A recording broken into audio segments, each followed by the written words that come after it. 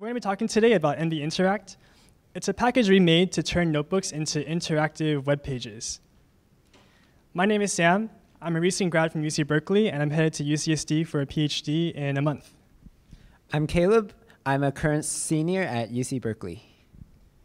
At UC Berkeley, we're both part of the data science education program, where we work on the courses there to teach undergrads data science. These courses have textbooks written using Jupyter notebooks. In one of the examples in our textbook, we like to show that as you increase the sample size, the sample looks more and more like the population. To make this happen, what we do is we define a Python function to take a sample and plot the distribution in the sample. And we have to call that function multiple times. So here we see a sample of size 10, and then the user has to scroll down, sample of size 100, scroll down some more, sample of size 1,000. And so from the student's perspective, you kind of have to keep in your mind the function as well as what that parameter means in that function, as well as what we're trying to do in the textbook page overall. And it's kind of a lot of stuff to keep in your head. It would be more ideal if we could just call that function once and let the user change the sample size on their own and see what happens to that sample. So we were looking into ways of making this happen, and we came across the widgets library. The widgets library is a set of tools built by the Jupyter team that let you quickly create interactive content in the notebook. So for example, you can take the interact function from the widgets library and define some buttons and let the user click on those buttons. And you can get that pretty easily with maybe about 2 extra lines of code overall, which is really sweet. So we saw this and we thought, great, this will solve all our problems. But unfortunately not, because when you try to take that notebook and export it into an HTML page, as we were doing, all your widgets break. And in fact, the more we looked into this, the more we realized that no one really has, as far as we could tell, a solution for this right now. We looked at the widgets docs, and we noticed that all the docs are breaking too. So although they have notebooks that when you open the notebook and run the cells, those sliders work, in the actual docs, if you click on things and type things, the output of the cell doesn't actually update. We designed a tool called Nbinteract to get around this. The Nbinteract package contains a command line tool that lets you take a notebook, run a command on it, and convert it into an HTML page. You can email to your friend, put online, or open on your phone, and it'll load the widgets and run them as if you're in a notebook. So how exactly does this Nbinteract command line tool work?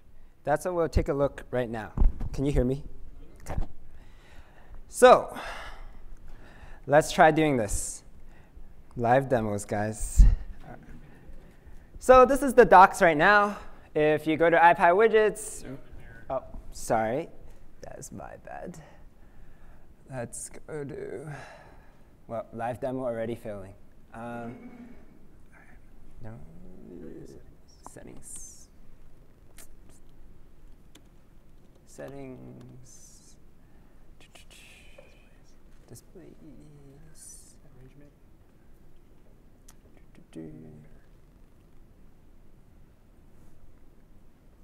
All right. Now, if you go to the docs on widgets, right here it's live. Anybody can access it. You'll notice that it looks really nice. There are sliding widgets. There are a bunch of different widgets you can use. But unfortunately, they don't work. So you can see this output here stays fixed at 10. And if you uncheck this, it doesn't work. Nothing works. And that's because they simply exported the Jupyter notebook as an HTML, and the interactive functionalities don't export with it. So this is where Nbinteract comes into play. So we went on their GitHub, downloaded their docs. So there's the Jupyter notebook that we're just looking at in HTML form. There's their notebook with all the widgets. The widgets work. And then we can go into our terminal. All right, that works. And running a simple command line Nbinteract with a bunch of options that we'll go in detail later, and then link to where we saved the notebook. So this notebook is called using interact. And so we stored it in the notebooks folder. So with a path there, we simply run this command, hope it works in a couple seconds, converted, and now it's an HTML page. So if we open up that HTML page, refresh, you'll see that instead of there being sliders, there's a button that says Show Widgets at all the widgets. And if we press this, give it a little time, we'll be talking about how the backend of this part works. For now, there's just a quick demo. Initializing, oh, here it is. And we move it, and it works. Boom. Everything should work. And just like that, with one shell command, we've converted a Jupyter notebook into a working HTML page that you can now embed in your website, in your textbook, in whatever you want. Because before, if you had to say share a plot or share graphs, share widgets with colleagues or friends, you could say send them the Jupyter notebook, and then they could download the Jupyter notebook, and then they could open up their terminal, run it locally, and then realize that they don't have the dependencies. Oh, no, they don't have scikit-learn. Oh, OK. Got to spend like 5 minutes installing that. And then, oh, they don't have this other package, whatever. Unlike that, HTML, you import it, you send it, it still works. Interactivity, the output, everything, still working. Yay. So that's the rundown of why Nbinteract is unique and why it's useful. And then going forwards, we were looking into examples for our Data 100 textbook. Our Data 100 is the course we teach. And so we were looking for examples to help students grasp, say, probability, and specifically expected value. So we can see in this example that the expected value of a dice roll converges to 3.5. What that means, if you guys haven't been studying your statistics, is that over the long run, the average of a dice roll is the value 3.5. So as you see on the x-axis, as the number of rows increase, right, the value slowly stabilizes to 3.5. It might start off at like 6, and then 4, and then whatever. But as you increase the number of rows, you can see on the y-axis, which is the average value, that it slowly becomes 3.5. So we want students to be able to play with this and run this. And hopefully, professors can also generate examples like this to help students learn. And this is a really great animation. It's smooth. It's nice.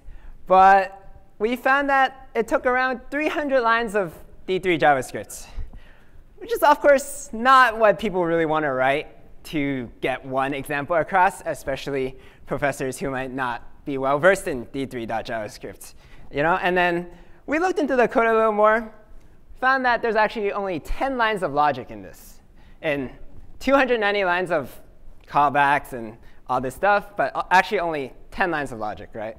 So instead of writing 300 lines and 10 lines of logic, how about we write 10 lines of Python and then use Interact to make this graph, and then use our iPad widgets to make this graph, and then use Nbinteract, convert it to an HTML, and voila, we have the same thing, or similar. It doesn't look quite as nice as JavaScript, but we have a similar concept. So let me show that to you right now. Live demo part 2. All right. So here we have hopefully what will be a similar example. We have our imports. We have our rows, which are the dice row, and then averages, which calculates the average of the dice row summed at that particular point. And the x-axis becomes a static array of 1 to, say, 300. And then the y values are the averages, right? And then we can just use matplotlib, a convenient plt.plot, and pass in x and y values, and boom. And then lastly, widgets, which is imported from the IPy widgets, right? And then the interact function, call that. And we have something similar. We can click this, move it over. And similarly, we can see that as the number of dice rows increases on the x-axis, the value slowly converges. Now, you might also have noticed that there's a comment in each of these cells that NBI:hide in. And that stands for hide input. So many times when you're embedding a notebook in HTML, you might not necessarily want all this code. If you have a lot of imports, you might not want people to just see all your imports and be overwhelmed. So in this case, we're demoing something where all of the 3 cells are hidden, the input at least, but the output still shows. Alternatively, you could do hide out, which would hide the output, but that kind of ruins the point of this demo if you can't see the graph. So let's go ahead, save, and then go back to our terminal. OK. And you might notice, if you look earlier, the command line we ran was much longer. It had all these functions, et cetera. But this time, all we need to do is call nbinteract and then link it to the path of this notebook. So when you set up nbinteract, you can run a command that lets you save all your settings. And in the future, all you really need to do is call nbinteract, pass it the path, and it will do exactly what I just showed you 5 minutes ago. Convert that. Go here. And refresh just in case. Initialize. All right. And it moves. So similar to the notebook, we've managed to recreate the example that we previously saw. Took 300 lines of code. Here it took, don't count the imports, it took 5 lines of code, maybe 4. And that's kind of the nice part about being able to use interactive functions with Jupyter Notebook. And then being able to convert them to HTML using Nbinteract allows you to create examples like this with not a lot of work.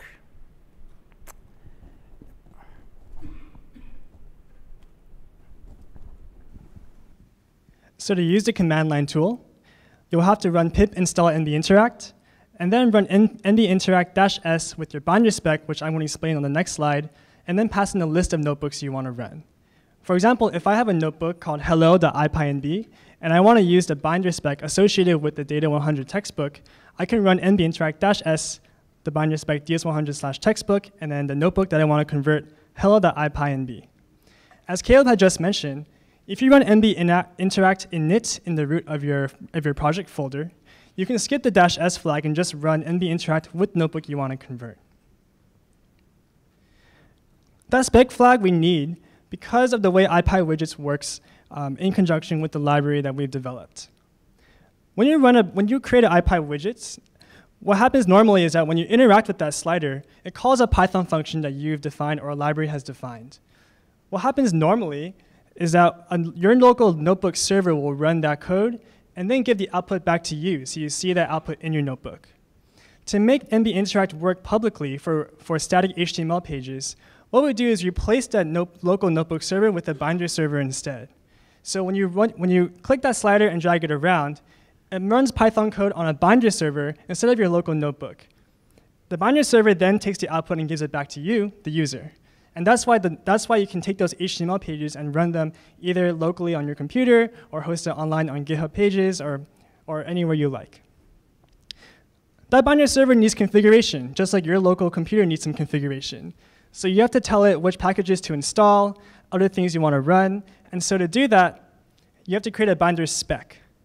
The easiest way to create a binder spec is to create a GitHub repo and then put a requirements.txt file in the root of your repo. That lets Binder read your requirements and then install them before it runs your code. So to get started with the nbinteract command line tool, you have to run pip install nbinteract, create a GitHub repo containing the notebooks you want to convert, run nbinteract init in the root of that repo. You just have to do this once per repo so that you have a requirements.txt file for new packages, and you can have simpler nbinteract commands down the road. Finally, you can just run nbinteract foo.ipynb or any notebook file you want, and that'll convert it to HTML. You can do that last command multiple times on different notebooks you want to create, or you can rerun it on old notebooks to update the HTML files. So the command line tool allows you to generate interactive web pages from notebooks. The nbinteract package also has a Python interface that has plotting functions for smooth interactions. So why do we need plotting functions when we have something really great like matplotlib? Like, do we really need another graphing library? So the reason behind this is, I don't know if you noticed in the earlier demo, but matplotlib is kind of slow, especially for interactions. It's very fast if you're trying to do like any other plot, like just one plot, no changes. But as you can see, when you have an interactive graph, matplotlib has some lag. And that's because the library generates a new image whenever the parameters are changed. So in this case, when we link it with IPyWidgets, it generates new calls and new images for every change in that slider. So when somebody slides it from, say, x is 1 to 1,000 here, then it's going to generate a huge amount of images as you quickly, with your mouse, drag it from 1 to 1,000. And that's not very ideal. Because if you look at this graph, it's not very complex. You just have, on the x-axis, like 1 to any value you set it to, and then it's just an exponential function. It's not a complicated graph. It's just that when you add interactions to matplotlib, you run into some problems, specifically how smooth it is. And that's why we made several plotting functions in the Nbinteract Python package, where you can just import Nbinteract, say as nbi, and then do similar calls like you were doing with matplotlib. And we'll go on and talk about some of these functionalities of Nbinteract plotting. So for example, let's say we wanted to make this static graph. We would have our x values, which is numbers from 0 to 9, and then y values, where you plug in the x and then you square it, right? And then you would call plt.plot on your x values and your y values. That's what we're all used to. Matplotlib, easy, nice and simple. Say we wanted to use nbi.line. How do we do this? Well, nbi.line is unique in that it can handle both static data and also functions. So right now, we're going to change our x values into a function that just returns what x values was before. Now it returns numpy.arrange10. Before it was numpy.arrange10. Not too hard. OK? Now we're going to change our y values. So nbi.line is unique in that it passes in the output of the x values into the y values. So as you see here, y values takes in a parameter xs, and then it returns xs squared. So it expects xs to be an input of x values. This is done by default, because oftentimes the y values are simply a transformation of the x values. And we get a graph like this. It looks pretty much the same as the graph before. Not a different color scheme, sure. And then now say we want to add interactivity. Say we want to be able to change the width of the x-axis, like we were trying to do originally in that matplotlib graph. We would proceed by passing in a parameter to the xvalues function, which now takes in the parameter n. And it will now return arrays up to the number n. And similarly, in the nbi.line function, you must specify which parameter you're passing in. So here you have n equals 1, 10. And 1, 10 represents the bounds of your interaction. So here you can see with this slider that it ranges from 1 to 10. And even better, the interactivity is very smooth, much faster than matplotlib. Say we want to add interaction to the y-axis as well. Maybe we want to raise the power to anything we choose. We can pass in a new parameter into the y function. Now it takes in the parameter power. Similarly, we also need to put power into our nbi.line function so that it knows which function we're trying to perform interaction on and generate the right widgets. So here we can see what happens when we have two parameters being changed. You get two sliding widgets. Right? Looks nice. Looks pretty good. So we also have various plotting functions like nbi histograms, bar graphs, scatter plot. Not too much more for now. And our graphs are built off of BQPlot, which is maintained by Bloomberg. You don't have to worry too much about that. Nbinteract is basically a wrapper around that. And the reason it's much smoother is that BQPlot represents graphs as a widget, so rather than an image. So it does not necessarily have to generate a new image every time. So kind of the big takeaway from Nbinteract plotting versus matplotlib is that if you look back at this graph, it takes in NBI functions take in functions rather than static data. It can take in static data, but it also has the capability to take in functions, which is how you would add interactivity, right? So when we started this presentation, I showed you guys this example that we're putting in our textbook of increasing the sample size and watching how this sample, as the sample gets larger, it looks more and more like the original population from which it came from. Using Nbinteract exporting and plotting, we can create something like this, where it's an HTML page. When the user loads the widgets, the user has buttons he or she can click to increase the sample size and see how the sample changes. This example is live on the URL below, although I think it'll probably be easier for you to just click on the links after when we put up the slides, or just go to the documentation for this website, for this package. So the plotting functionality we have in Nbinteract right now is pretty limited because we're only using it in some certain limited use cases. We can't make plots with multiple marks. So if you have a line and points, maybe multiple lines you want to plot and interact with, right now Nbinteract doesn't support that. It also doesn't support subplots, so you can't have one big plot with some smaller plots inside. You can have multiple cells with each having a plot, but having multiple plots in one cell is a bit of a challenge. For these plots, you can kick out to matplotlib and get slower plot interactions, but you can still make the plots and put them online. So as I mentioned, Nbinteract is used in some pretty narrow use cases right now. One of the purposes of us presenting at JupyterCon is to try to get a sense of what people are interested in using this for. Caleb and I are pretty much only using this to build the textbook for educational purposes. And so all the use cases you see right now are pretty much centered around education-focused things. In one of the examples, we display a large pandas data frame by allowing the user to change what row and what column he or she is looking at.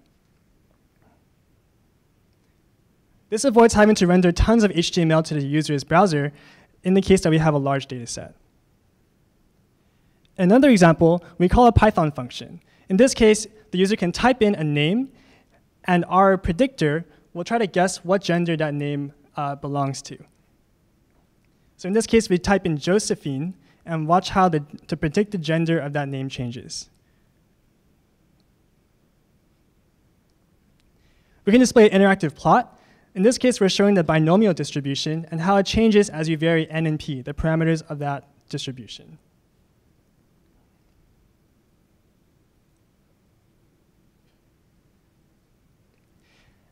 You can also use Nbinteract to demo a library.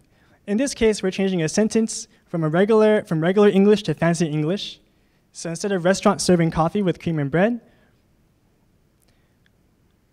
we get steakhouse served cappuccino, snazzy, shiny, and butter. So we think that it could be used for dashboarding, writing books, or writing blog posts. But as of right now, we have a pretty narrow set of things that we think it could be useful for. Other projects that you might be interested in, if this doesn't quite fit your use case, I list here. It's a big table. You can read it after the presentation. Nbinteract creates interactive web pages from notebooks. It takes a notebook, and when you run a command line, when you run a shell command, it'll convert the notebook into an HTML page you can embed anywhere. Here are the links to the docs, and thanks for listening to our presentation.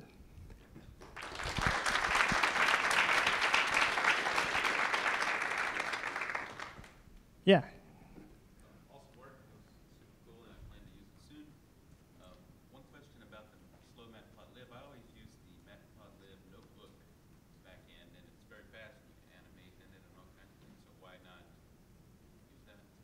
Yeah, so the question was, why not use the matplotlib built-in animation functionality? Is that your question? Use matplotlib inline. Could use matplotlib notebook. Right. Yeah, so matplotlib has inline and notebook-like magic commands for Jupyter. The problem is, whenever you call a matplotlib function, it has to generate a new PNG, like an entirely new image. Unless I might be getting that wrong. You seem to have something to say. Yeah, but in the ways that we were using it before, we were using matplotlib to generate images. And when you interact with those, when you interact with sliders, each time you interact, it has to send an image over the internet. And so when you do that multiple times, you just get a lot of requests that each add overhead to the image, and we were noticing some laggy behavior. I think it was also hard to get matplotlib to render differently in HTML, although it's been a little while since we've worked with that. Yeah, thanks. Yes, 1 and then 2. I would love to use this for a sequential pipeline of interactive widgets, where I have multiple interactive widgets, and the output of the first one becomes the input of the second one. Like, concretely, I have this like machine learning labeling pipeline, where I have like someone labeling stuff in Jupyter, and then some Python logic, and that generates another thing they have to label. So here, all the widgets were presented independently, and it seemed like the entire notebook was evaluated up front. Like, is it possible in this framework, or is it easy to modify it to have a sequentially dependent pipeline of interactive widgets? That's a good question and a good point.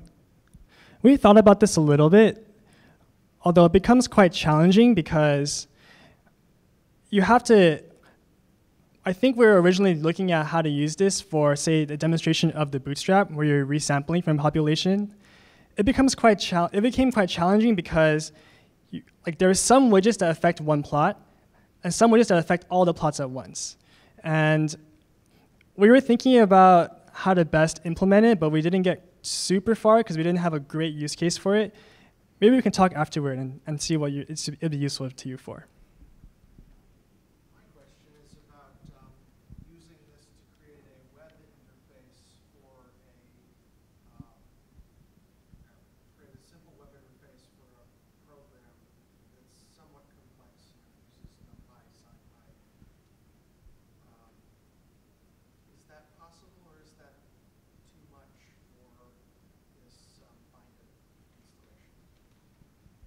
So in our demos, we use NumPy. In some of the examples, we have SciPy. In general, binders memory limits, I think they just changed it during this conference to about ½ gig. So you have about that much memory to work with. The compute power is not super great either.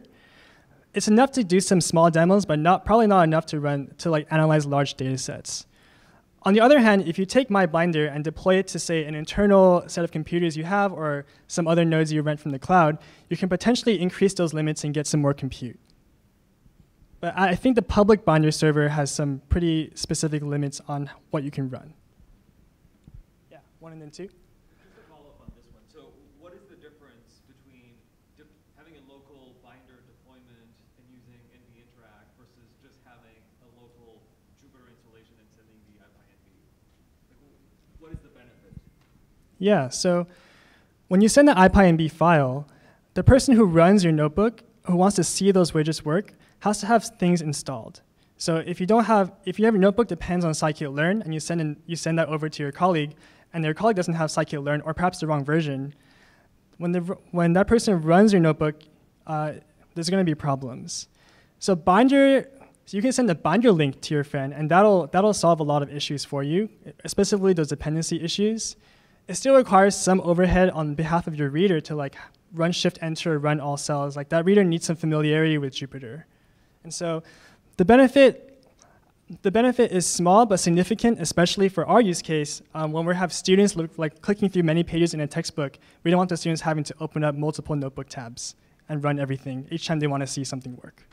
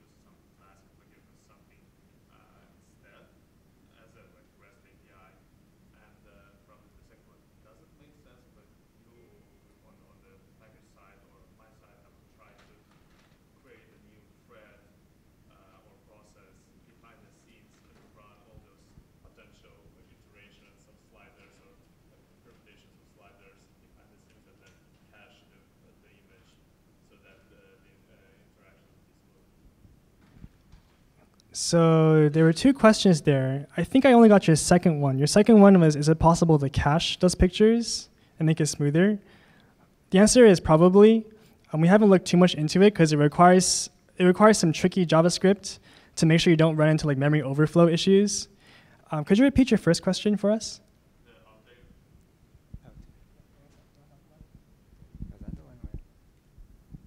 Yeah, so we looked into Altair as like our interactive plotting library, but if I remember correctly, it didn't have a Python version that had interaction built out for it. It does. So the difference is kind of the difference is a little subtle for Altair. So it supports interaction within the plot. So for example, you can drag and highlight some points on an Altair plot. That's built in, and you don't need a backend for that. As far as we know, or at least the last time we checked, Altair doesn't support updating the data to plot, which is what we're doing here with our plots. So if all you want to do is like highlight some points or zoom in on your plot, then Altair is probably like exactly what you want to do. On the other hand, if you're trying to do stuff like we are with updating data or rerunning or regenerating some data or resampling from a distribution, then you'd have to do something a little more complicated. That's what we're using widgets for. Thanks.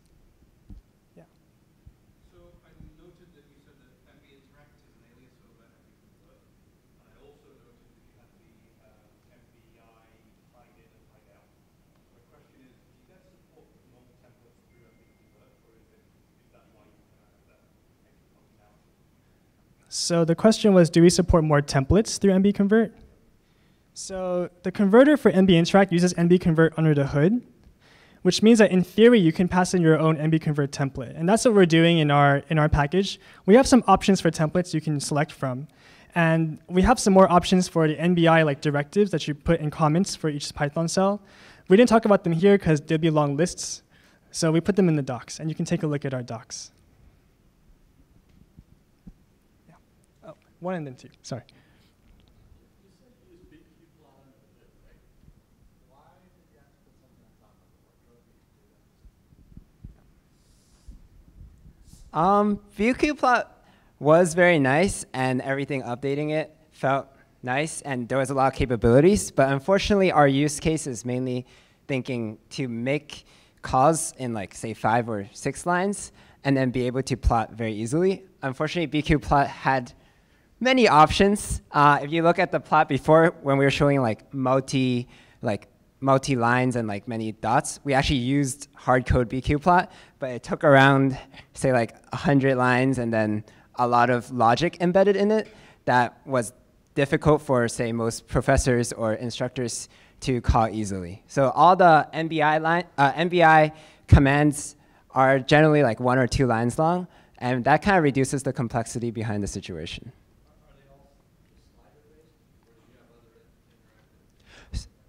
So you can actually specify what kind of widget you want. You can pass in your own widgets. It's up to you. By default, it generates based on the IPy widget defaults, but you can easily pass in your own widget, and that's supported. Yeah, so BQPlot is another like way of customizing a plot more. So we used that before developing our own plot functions. When we were creating lots of examples, like we were trying to create lots of examples pretty quickly, and we found ourselves like copying and pasting a lot of code. But for complicated stuff, we can't do it in Nbinteract yet. So we were using BQPlot for those complicated examples. Yeah.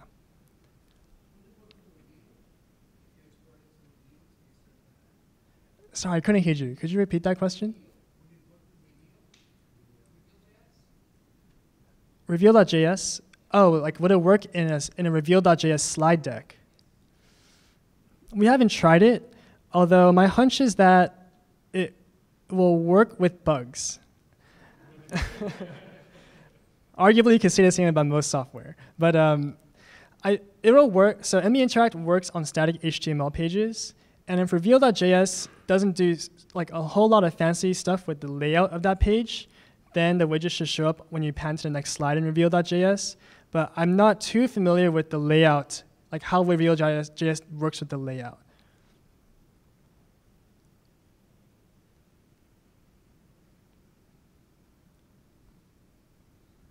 OK, if there are no more questions, you can find us after the presentation. Thanks a lot for listening.